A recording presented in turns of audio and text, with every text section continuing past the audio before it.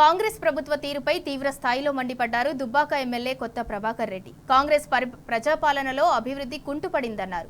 ఏ గ్రామం చూసినా ఏ పట్టణం చూసినా పారిశుద్ధ్యం పడకేసిందన్నారు.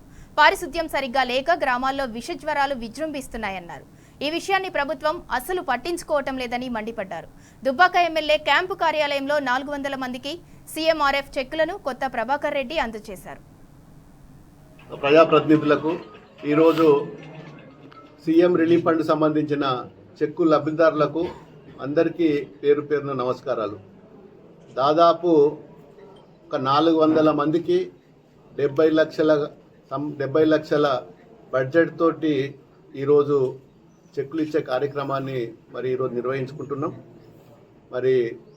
ముఖ్యంగా ఈ ప్రభుత్వం వచ్చిన తర్వాత ఏ గ్రామ పంచాయతీ పోయినా ఏ మున్సిపాలిటీ పోయినా అస్తవ్యస్తంగా ఈరోజు గ్రామ పంచాయతీలు కానీ మున్సిపాలిటీలు కానీ అస్తవ్యస్తంగా తయారైనాయి.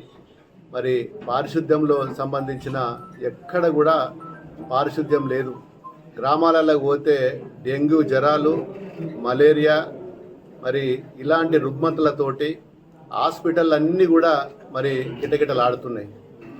ప్రభుత్వం గ్రామ పంచాయతీలో సర్పంచులు దిగిపోయిన తర్వాత ఒక్క నయా పైసా ఈ రోజు వరకు కూడా ఈ ప్రభుత్వంలో ఏ గ్రామ పంచాయతీకి కూడా ఒక్క రూపాయి కూడా రిలీజ్ చేయలేదు. ఇది చాలా దారుణం. దాదాపు 8 మాసాలు అవుతుంది. 8 మాసాల నుంచి అభివృద్ధి కార్యక్రమాలు పక్కన పెట్టినా పర్వాలేదు, కానీ అట్లీస్ట్ గ్రామ పంచాయతీలకు నిధులు ఇచ్చినట్టయితే వాళ్ళు శానిటేషన్ సంబంధించిన ట్రాక్టర్లో ఇంత డీజిల్ కానీ వాటర్ ట్యాంకులు క్లీనింగ్ చేసుకోవడానికి కానీ ఒక గడ్డి మందు కానీ బ్లీచింగ్ పౌడర్ కానీ కొట్టుకోవడానికి ఎవరి దగ్గర కూడా డబ్బులు లేవు. మొన్న దిగిపోయిన సర్పంచులు వాళ్ళ సొంత డబ్బులతోటి కొన్ని పనులు కూడా చిన్న చిన్న పనులు కూడా చేసుకున్నారు. గ్రామ కార్యదర్శులు కూడా వాళ్ళ జేబుల నుంచి డబ్బులు ఇచ్చి చిన్న చిన్న కార్యక్రమాలు కూడా చేసుకున్నారు. ఇక డబ్బులు వస్తాయేమో అని ఆశ కొద్దీ ఇప్పటిదాకా ఎదురు చూసిండ్రు. పూర్తిగా నిర్వీర్యం అయిపోయినాయి గ్రామ పంచాయతీలు కానీ మున్సిపాలిటీలు కానీ.